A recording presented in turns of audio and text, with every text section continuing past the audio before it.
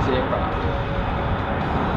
In the Australian Defence Force, this aircraft operates day and night off unlit dirt runways in some of the most inhospitable terrain you've ever seen. It is a remarkable jet.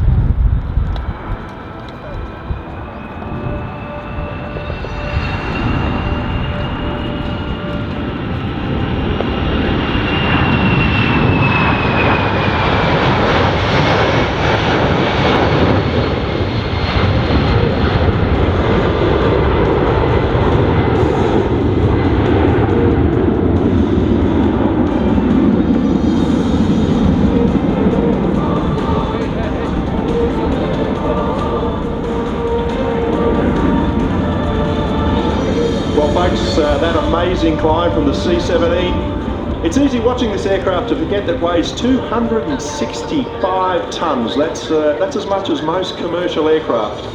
Demonstrating the steep pull up there as it departed maybe from a hostile airfield or trying to pull up over enemy troops. You can see it positioning now out to the west.